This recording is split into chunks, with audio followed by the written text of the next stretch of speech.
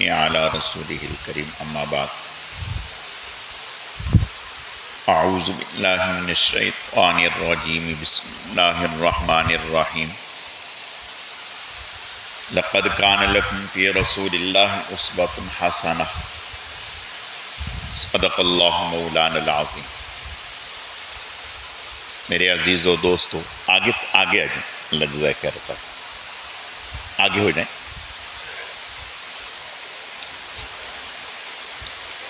جس کے ساتھ عذر ہے وہ کوئی حرج نہیں، ٹیک لگا کے بیٹھے۔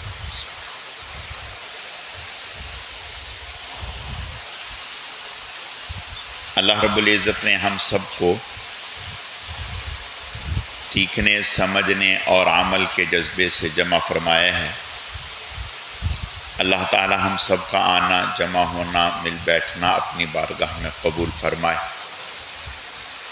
جو کچھ کہا سنا جائے اللہ رب العزت اسے اپنی بارگاہ میں قبول فرمائے، ہمارے لیے ذریعہ نجات بنائے۔ آپ صلی اللہ علیہ وسلم کی خدمت میں ایک وفد آیا، یعنی ایک قبیلے کے 10 یا 11 لوگ آپ صلی اللہ علیہ وسلم کے پاس تشریف لائے۔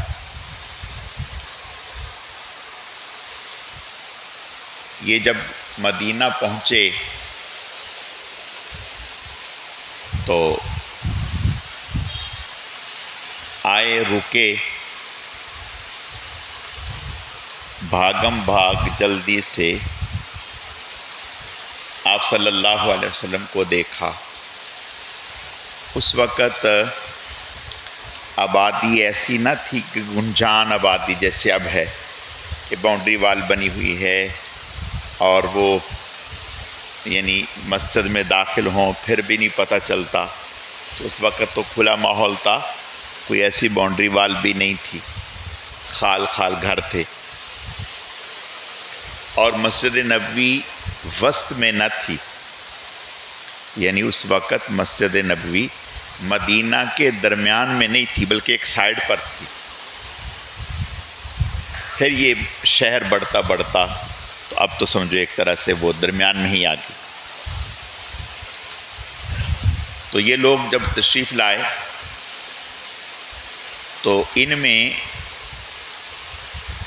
جتنے بھی لوگ تھے انہوں نے آپ صلی اللہ علیہ وسلم کو دیکھا تو ان سے ضبط نہ ہو سکا، برداشت نہ ہو سکی۔ آپ صلی اللہ علیہ وسلم کی محبت، آپ کی کشش، یہ بس انہوں نے آئے، نہ یہ دیکھا کہ سواریاں باندھنی ہیں نہیں باندھنی، نہ یہ دیکھا کہ بھی کوئی اور التزام کرنا ہے یا نہیں کرنا، بلکہ ایسے ہی سب کچھ چھوڑ چھاڑ کر حضور علیہ الصلوۃ والتسلیم کی خدمت میں تشریف لائے اور آ کر کے آپ صلی اللہ علیہ وسلم سے مصافحہ کیا اور آپ کے ہاتھوں کو بوسہ دیا، بہت خوش ہوئے۔ ادھر آواز نہیں جا رہی، لیڈیز میں آواز نہیں جا رہی۔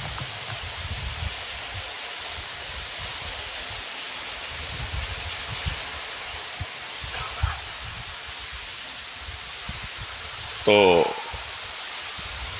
ان میں سے ایک ایسے تھے جو ان کے پورے قافلے کے سردار تھے، ان کا نام غالباً عائز بن منذر تھا، اشج لقب تھا۔ انہوں نے یہ کیا کہ سب کی سواریاں باندھی، خیمے لگائے، سب کا سامان سمیٹا، پھر اپنے کپڑے جو صاف ستھرے تھے دھلے ہوئے وہ نکالے، نہائے، وہ کپڑے پہنے، بڑے آرام اور وقار سے حضور علیہ السلام کی خدمت میں یہ پہنچے، آپ سے مصافحہ کیا، آپ کے ہاتھوں کو بوسہ دیا اور بیٹھ گئے۔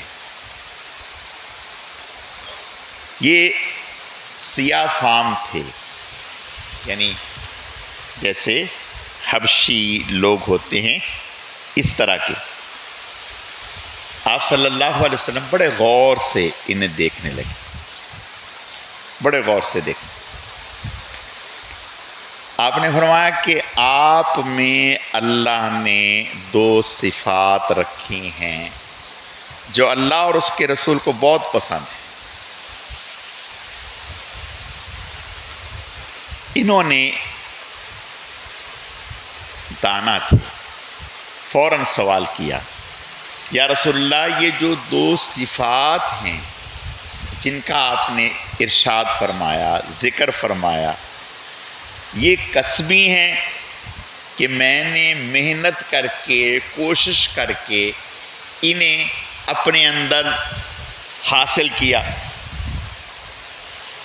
جیسے آدمی ہوتا ہے نا، کوئی فن جو ہے وہ کوشش کر کے حاصل کر لیتا ہے، کوئی ہنر کوشش کر کے حاصل کر لیتا ہے، کوئی خوبی کوشش کر کے حاصل کر لیتا ہے۔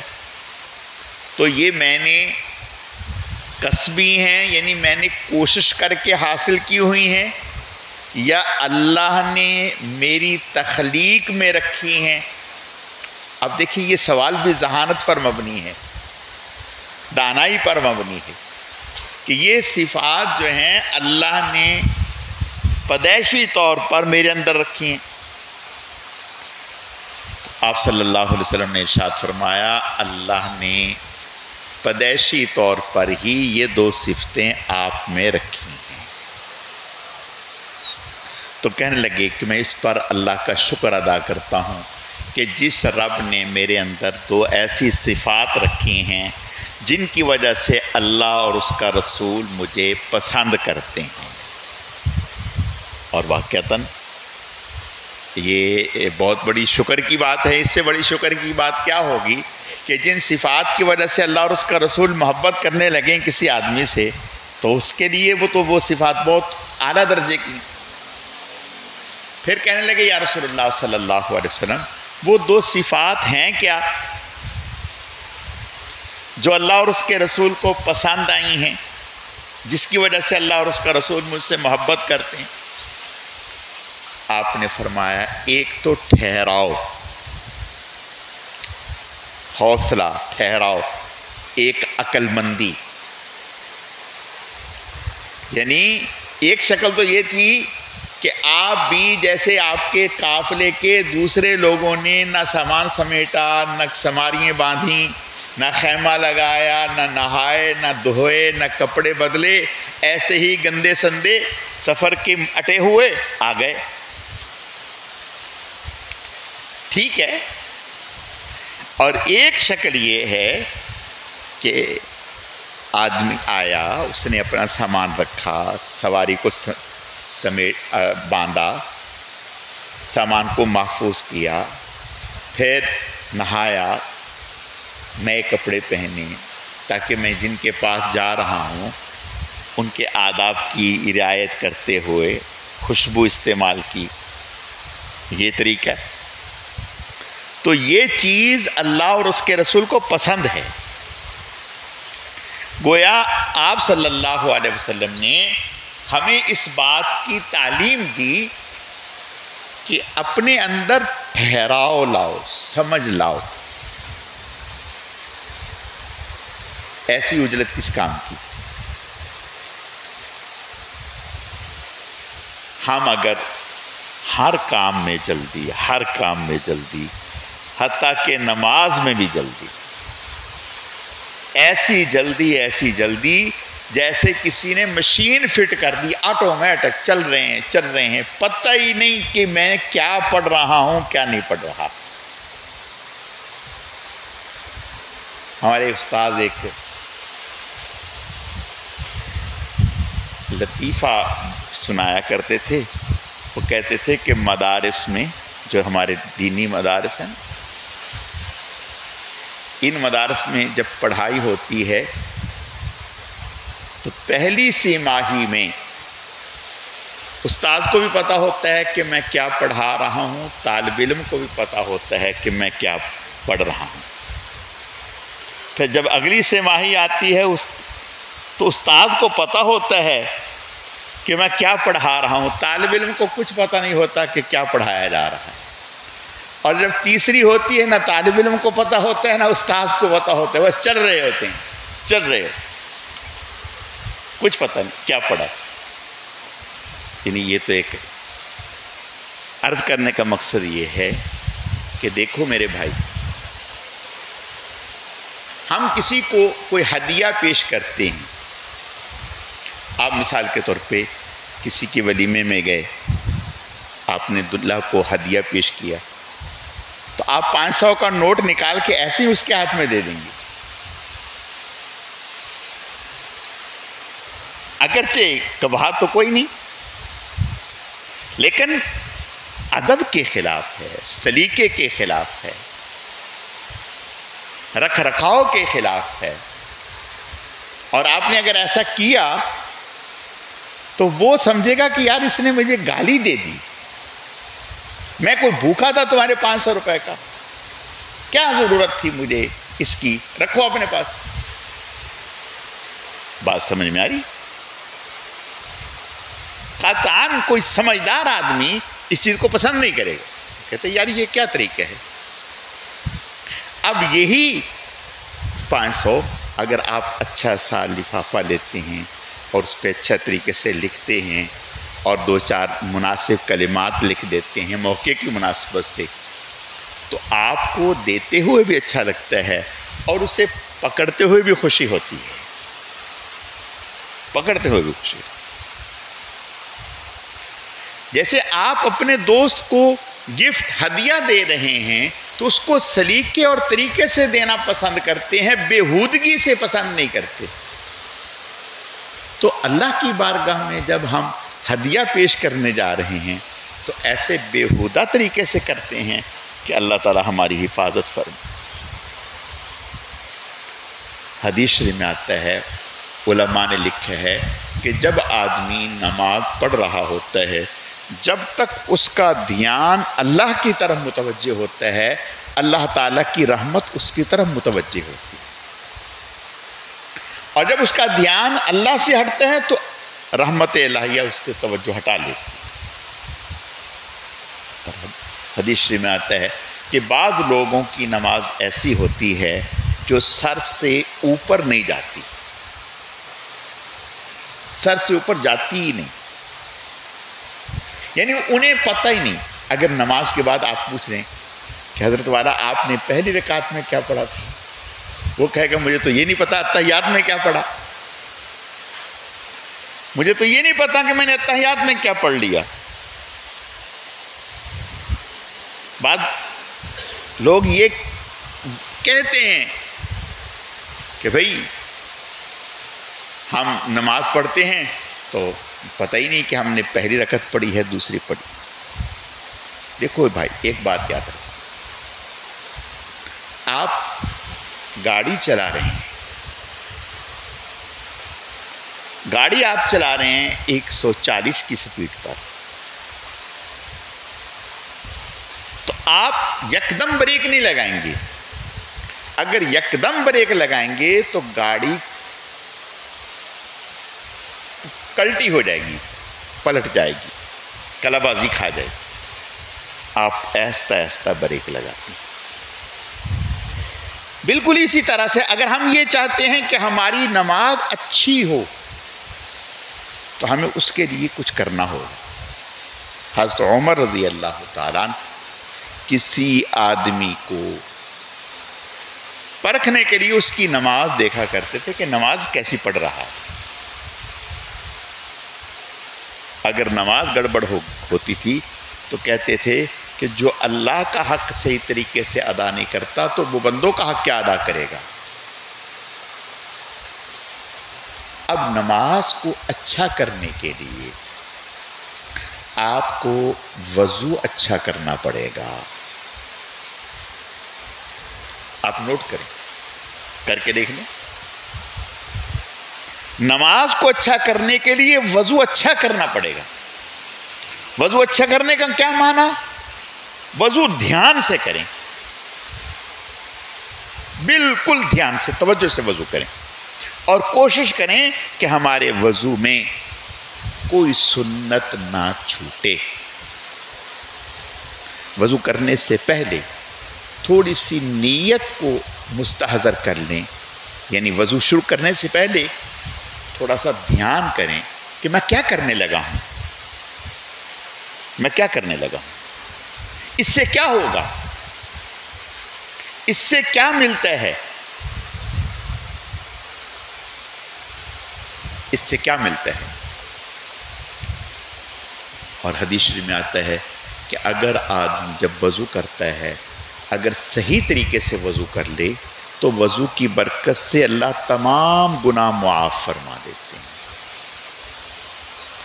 آپ نے وضو اچھے سے کر لیا، دھیان سے کر لیا، تو انشاءاللہ آپ کی نماز دھیان سے ہونے لگ جائے گی. گویا آپ نے جو آپ کا ذہن، آپ کی سوچ، آپ کے خیالات چل رہے تھے، آپ نے وضو میں آ کر ان کو پیچھے دھکیلا، وضو دھیان سے کیا. جب وضو آپ نے دھیان سے کیا اور صحیح طریقے سے کیا، استحضار کے ساتھ کیا، اب جب نماز، پھر اس سے پہلے کیا ہے؟ اللہ اکبر.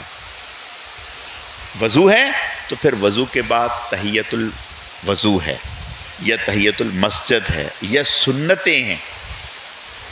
جب آپ نے یہ پڑھی تو گویا اور زیادہ آپ نے اپنے آپ کو تیار کر لیا اللہ سے ملاقات کے لیے.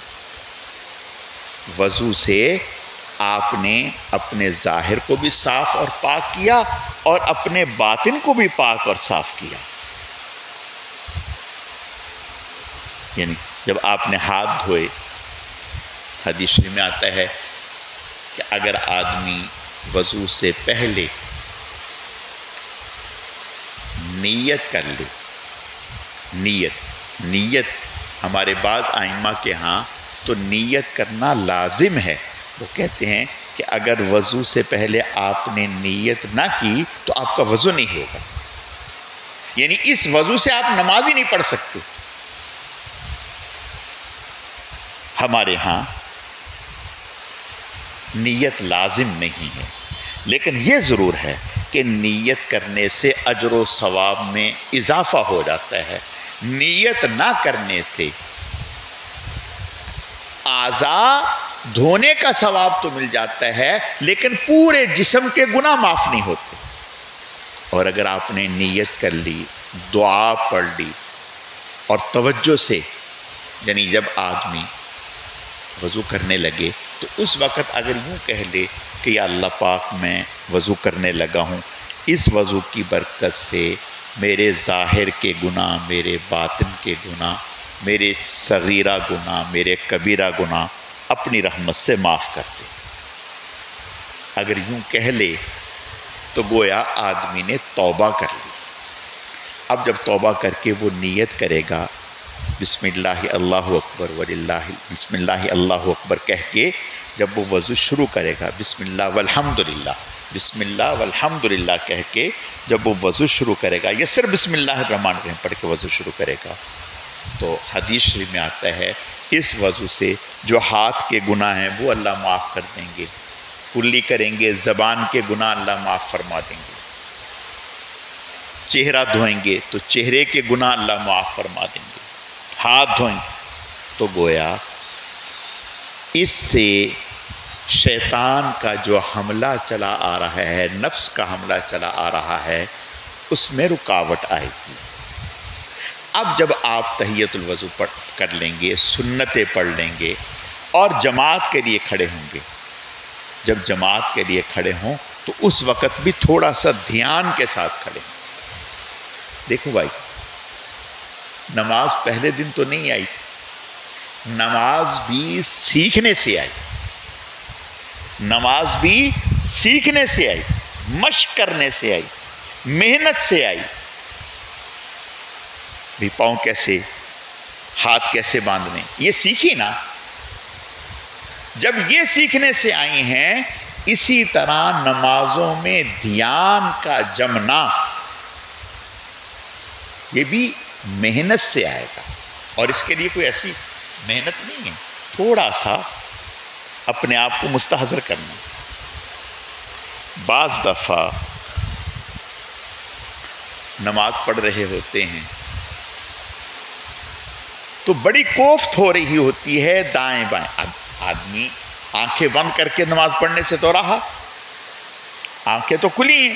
جب آنکھیں کھلی ہیں نماز پڑھ رہا ہے، لیکن دائیں بائیں والا ان گنت مرتبہ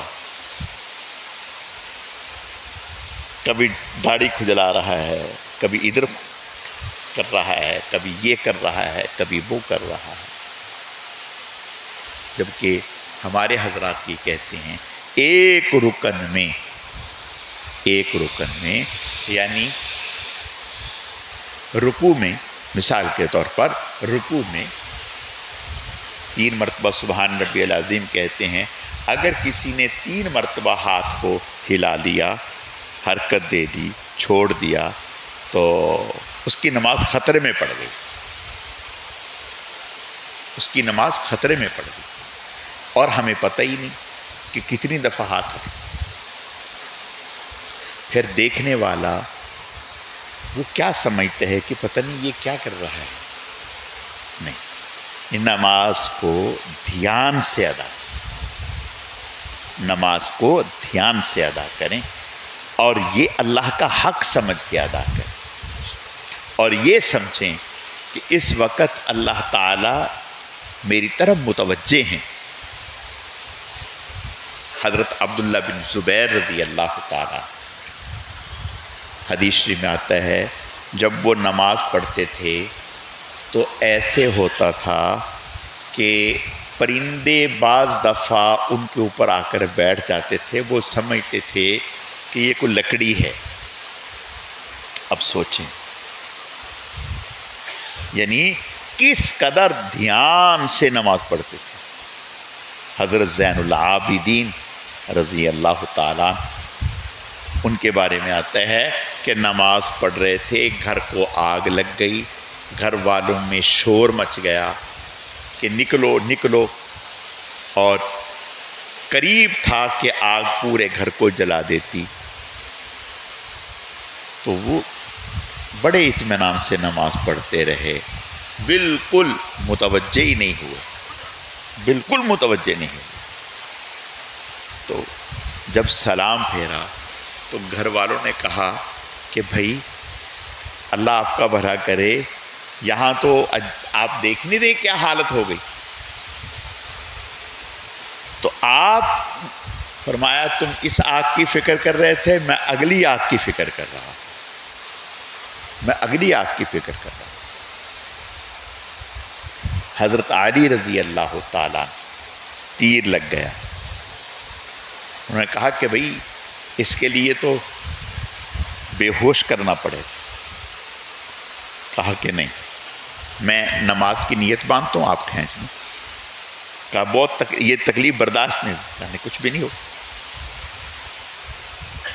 نماز پڑھتے رہے.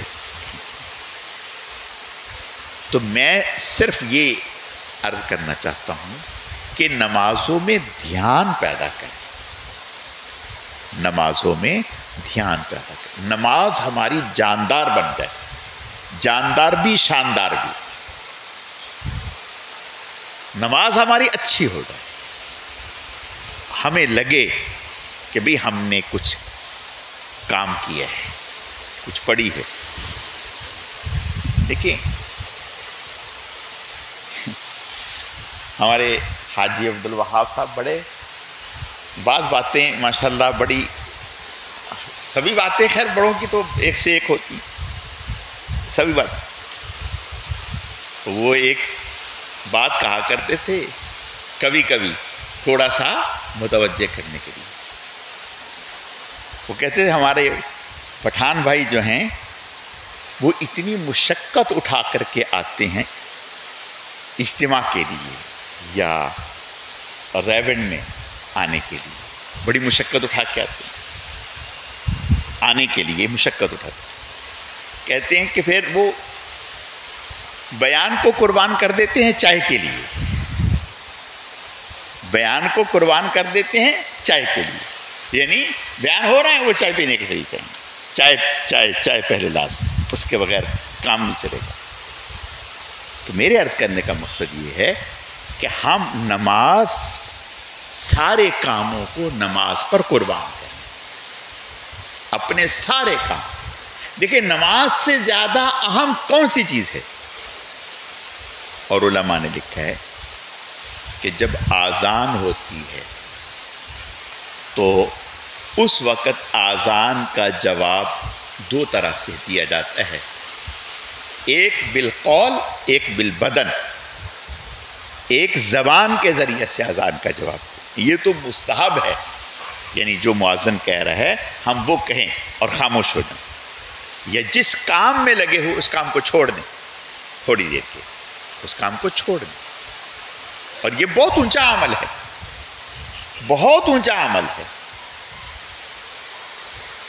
اور دوسرا اذان کا جواب ہے بدن کے ذریعے سے، یعنی اپنے کام کو چھوڑ کر فوراً نماز کی تیاری میں لگ جانا، فوراً نماز کی تیاری میں لگ جانا۔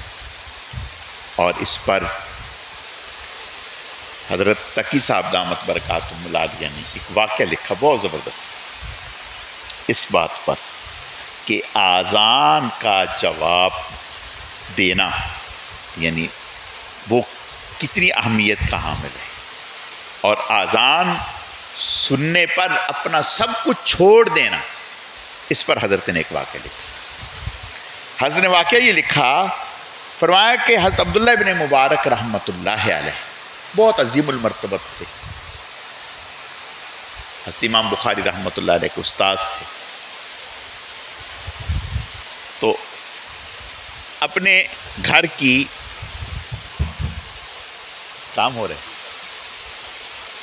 اپنے گھر کی چھت پر، کوئی بات نہیں ہمیں تو آواز آ ہی رہی، اپنے گھر کی چھت پر رات کو کھڑے ہو کر اللہ کی عبادت کیا کرتے حضرت عبداللہ ابن مبارک، اور ان کے گھر کے سامنے ایک شخص تھا جو لوہار کا کام کرتا تھا، وہ ان کے گھر کے سامنے رہتا تھا۔ وہ ان کو دیکھ دیکھ کر ہچکیاں بھرتا رہتا تھا اور دل میں افسوس کرتا تھا کہ اے کاش میرے اندر بھی یہ طاقت ہو، میں بھی عبداللہ ابن مبارک کی طرح عبادت کروں۔ تو کہتے ہیں کہ اللہ کا کرنا ایسا ہوا، حضرت عبداللہ ابن مبارک کا انتقال ہو گیا اور اس لوہار کا بھی انتقال ہو گیا۔ تو کسی نے حضرت عبداللہ ابن مبارک رحمۃ اللہ علیہ سے کو خواب میں دیکھا تو پوچھا حضرت کیسا رہا؟ کہا اللہ نے بہت کرم کیا، لیکن یار ایک بات بتاؤں؟ کہا کیا؟ کہا وہ جو سامنے لوہار نہیں، جی حضرت، کہا یار وہ تو مجھ سے بھی آگے نکل گیا، وہ تو بہت آگے نکل گیا۔ اب وہ بڑا حیران ہوا کہ کہاں عبداللہ ابن مبارک اور کہاں وہ لوہار۔ وہ لوہار کے گھر گیا اور جا کر کے پوچھا کہ اس کی اہلیہ سے کہ آپ کے میاں کا کیا نیک عمل تھا؟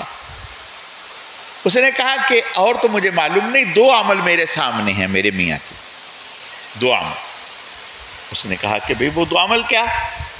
کہا ایک تو میرے میاں کا عمل یہ تھا کہ وہ چونکہ لوہار کا کام کرتا تھا اور لوہا گرم کر کے، یعنی پہلے آپ لوگوں نے نہیں دیکھا، چھوٹے بچوں نے، ہمیں پتہ ہے کہ لوہار جو ہے وہ بھٹی میں لوہا گرم کرتا، جب وہ بالکل سرخ ہو جاتا لال شعلے کی طرح، پھر وہ اس کو ہتھوڑے سے سیدھا کرتا یا موڑتا۔ یہ بڑا محنت مشقت طلب کام ہوتا۔ تو اس نے بیوی نے کہا کہ اگر وہ ہتھوڑا چلا رہا ہوتا اور اذان کی آواز شروع ہو جاتی اللہ اکبر، تو اس نے ہتھوڑا اگر یوں اٹھایا ہوتا تو وہ یہ نہ کہتا کہ بھئی اس کو تو میں تھوڑا سا کام نمٹا لوں پھر جاتا ہوں، وہ فوراً ہتھوڑا رکھتا اور کہتا پہلے میرے اللہ کا حکم۔ پہلے میرے اللہ کا حکم، یعنی آذان کا جواب بدن کے ساتھ دیتا، تیاری کے ساتھ دیتا، عمل کے ساتھ دیتا آذان کا جواب، کہتا کہ پہلے میرے اللہ کا حکم، باقی کام بعد میں۔ ایک یہ کرتا، اور دوسرا یہ کہ جب وہ گھر میں آتا تو سارا دن کا تھکا ہارا ہوتا، اور سامنے عبداللہ ابن مبارک رہتے، تو عبداللہ ابن مبارک جو ہے وہ راتوں کو کھڑے ہو کر عبادت کرتے، تو میرا شوہر جو ہے وہ روتا رہتا اور سسکیاں بھرتا رہتا اور کہتا کہ اے کاش، اے اللہ، میرے جسم میں بھی اگر ایسی طاقت ہوتی جو عبداللہ ابن مبارک کو حاصل ہے تو میں بھی آج عبداللہ ابن مبارک کی طرح کھڑے ہو کر تیری بارگاہ میں عبادت کرتا۔ تو انہوں نے کہا کہ سمجھ میں بات آ گئی، اللہ کو یہ حسرت، یہ تڑپ پسند آ گئی۔ ان اللہ لا ينظر الى صورکم واموالکم ولکن ينظر الى قلوبکم واعمالکم، اللہ کی نگاہ ظاہری عمل پر نہیں ہے۔ دیکھیں حضور صلی اللہ علیہ وسلم نے کیا ارشاد فرمایا؟ آپ نے ارشاد فرمایا میرا صحابی ایک مٹھی جو یا ایک مٹھی کھجور اللہ کے راستے میں صدقہ کر دے اور بعد میں آنے والا احد پہاڑ کے برابر بھی صدقہ کر دے تو وہ میرے صحابی کے اجر و ثواب کو نہیں پا سکتا، اس لیے کہ جو صحابی کے اندر اخلاص کا درجہ ہے وہ اس کے بعد میں کسی کے اندر آ نہیں سکتا۔ تو گویا اللہ کے ہاں اخلاص کی قدر و قیمت ہے۔ تو چونکہ یہ شخص جو تھا لوہار، تو اس کے اندر ایک اخلاص تھا، تڑپ تھی، جذبہ تھا، اللہ نے اس پر نواز دیا۔ تو میرے عرض کرنے کا مقصد یہ ہے کہ ہم کوشش کریں کہ اپنی نمازوں کو، اپنی عبادات کو بہتر کریں۔ دیکھو میرے بھائیو، ہم ایک زندگی کا لمبا حصہ گزار چکے، ابھی بھی اگر ہماری عبادتیں صحیح نہ ہوں، بہتر نہ ہوں، تو پھر سوچیں کب جا کر بہتر ہوں۔ اور دیکھو اللہ کو کسی کی عبادت کی کوئی پرواہ نہیں۔ حدیث شریف میں آتا ہے، آپ صلی اللہ علیہ وسلم کا ارشاد ہے، ساری انسانیت اللہ کی عبادت میں لگ جائے، اللہ کو کوئی پرواہ نہیں، کچھ نہیں۔ ساری اللہ کی نافرمانی میں لگ جائے، کوئی ایک بھی عبادت کرنے میں کوئی پرواہ نہیں اس کو، کوئی پرواہ نہیں۔ تو اللہ تعالی در حقیقت بندے کے اندر کی تڑپ کو دیکھتے ہیں، اندر میں جذبہ، اندر میں تڑپ، اندر میں۔ تو بھائی جب اندر میں للہیت ہوگی، اندر میں تڑپ ہوگی، اندر میں جذبہ ہوگا، تو اس کے اثرات ظاہر پر ضرور آئیں گے۔ دیکھیں ایک آدمی اندر میں غم سے نڈھال ہے، مثال کے طور پر اللہ تعالیٰ حفاظت فرمائے، کسی کے جوان بیٹے کا انتقال ہو گیا، اب اندر میں کتنی بڑی چوٹ ہے، ظاہر میں وہ خاموش ہے۔ اب اگر اس کو کوئی کہے کہ بھئی آپ ہنسو، تو اس کی چہرے پہ ہنسی آئے گی؟ کبھی بھی نہیں۔ اندر میں اس کے غم ہے۔ تو بات یہ ہے کہ جو چیز اندر میں ہوگی تو وہ ظاہر ہوتی ہے، وہ جسم سے بھی ظاہر ہوتی ہے۔ تو اگر اندر میں ہمارے اللہ تعالیٰ کا دھیان، اللہ تعالیٰ کا خیال، اللہ کی عظمت، اللہ تعالیٰ کی ربوبیت ہمارے سامنے ہوگی کہ بھی اللہ تعالیٰ ہمیں دیکھ رہے ہیں، میں اللہ تعالیٰ کے سامنے کھڑا ہوں، اور اللہ کون ہے، اللہ کون ہے، تو پھر انشاءاللہ آہستہ آہستہ ہمارے جسم میں سکون آئے گا، ہمارے ہاتھوں میں سکون آئے گا، ہمارا دھیان میں ٹھہراؤ آئے گا، اور انشاءاللہ تھوڑا وقت اس کے لیے محنت اور کوشش کریں گے تو آہستہ بڑھتا چلا جائے گا، اور پھر جا کر کے ہمیں نماز کی حلاوت نصیب ہوگی، عبادات کی حلاوت نصیب ہوگی۔ کوئی بھی تلاوت ہے، تسبیحات ہیں، نماز ہے، ذکر ہے، کوئی بھی عمل ہے، دھیان سے دھیان سے، جس قدر دھیان سے کریں گے انشاءاللہ اسی قدر اس کے ثمرات حاصل ہوں گے۔ اللہ رب العزت سمجھنے کی، عمل کرنے کی توفیق عطا فرمائے۔